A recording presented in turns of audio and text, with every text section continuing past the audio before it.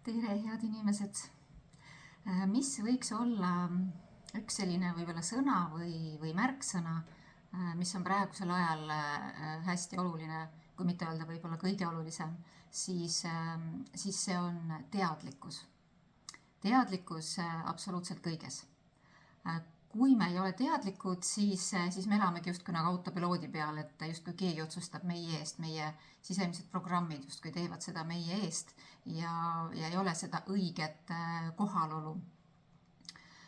Et kui on räägitud või on arvatud et praegusel ajal tavaliselt inimene kasutab oma teadlikku meelt või teadlikkust maksimaalselt võib-olla 10-20%, et ülejäänud siis 80-90% on siis alateadvus, mis meist domineerib.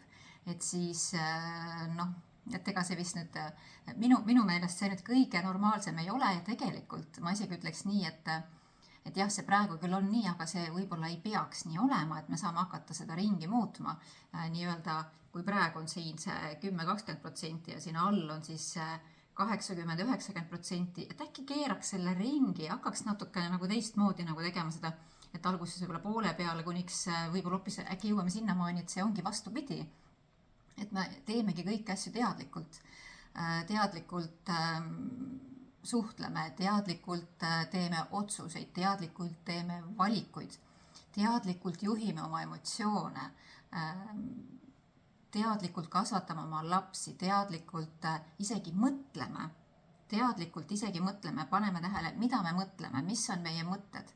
Sest mõtted ju loovad, mitte ainult sõnad, eks ole, mõtted ju ka loovad. Et kõike hakata tähele panema, et põhimõtteliselt teadlik olla nii-öelda sellest, mis minu sees toimub, mis must märgata ka teadlikkus selles, et ma hakkan märkama, mis minu sees toimub.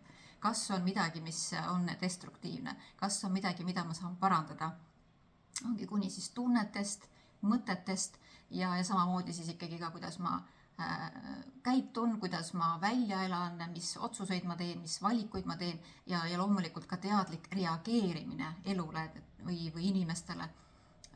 Et kõike teha teadlikult, see on minu meelest oluline märksõna, sest siiamaani ma ütleks nii, et me oleme justkui võib-olla siis sellises ebateadlikus või autopiloodi peal nii-öelda lapperdanud nagu ma ei tea, kaltsunukud siis, et mis on loobitakse sinna ja tänna vastavalt, kuidas tuul puhub, et me hakkaksime ikkagi olema nagu ise teadlikud sellest, et me ei ole enam sellised kaltsunukud lükata, tõmmata ja loopida, vaid et me ise teeme valikuid ja ise märkame enda sees olevaid asju. Ja siis saab ka elu siis hakata pakkuma meile meie enda sees toimuvale neid